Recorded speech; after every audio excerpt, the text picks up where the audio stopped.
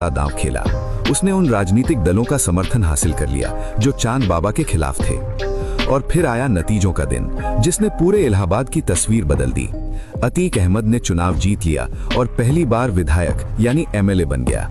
ये जीत सिर्फ एक चुनाव की जीत नहीं थी, ये थी एक नए बाहुबली के जन्म की घोषणा। चुनाव जीतने के कुछ ही दिनों बाद एक और चौंकाने वाली खबर सामने आई। चांद बाबा की हत्या हो गई। इस हत्या के पीछे कई कहानियां और कई आरोप लगे, लेकिन एक बात साफ थी, अब उस इलाके में सिर्फ एक ही नाम बचा था, अतीक अहमद। अतीक ने धीरे धीरे चांद बाबा के पूरे नेटवर्क पर कब्जा कर लिया। उसके सारे अवैध धंधे, उसके सारे आदमी, सब कुछ अब अतीक के नियंत्रण में था। अब वो सिर्फ एक नेता नहीं था, बल्कि पूरे इलाके का सबसे ताकतवर इंसान बन चुका था, जिसके सामने कोई भी खड़ा होने की हिम्मत नहीं करता था। और यहीं से शुरू हुआ उसका असली साम्राज्य। 1989 से लेकर 2004 तक अतीक अहमद लगातार 5 बार विधायक बना। हर चुनाव में उसने बड़े बड़े नेताओं को हराया। ये कोई आम बात नहीं थी। कहा जाता है कि उसके पास पैसा भी था और पावर भी, और इन दोनों का इस्तेमाल वो चुनाव जीतने के लिए करता था, जिससे उसका दबदबा और बढ़ता चला गया।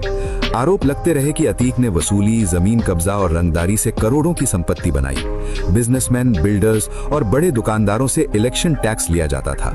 अगर कोई मना करता तो उसे डराया जाता या फिर उसके साथ कुछ ऐसा होता जिससे बाकी लोग सबक ले लें। इस तरह उसने अपने आर्थिक साम्राज्य को भी मजबूत कर लिया और धीरे धीरे ये आंकड़ा हजारों करोड़ तक पहुंच गया।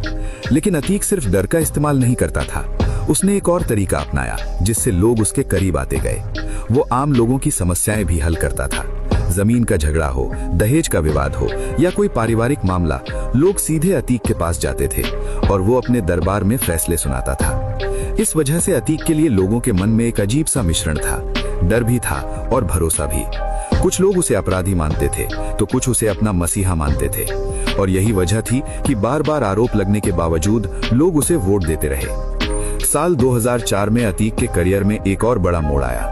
समाजवादी पार्टी ने उसे फूलपुर लोकसभा सीट पर टिकट दिया। ये कोई आम सीट नहीं थी।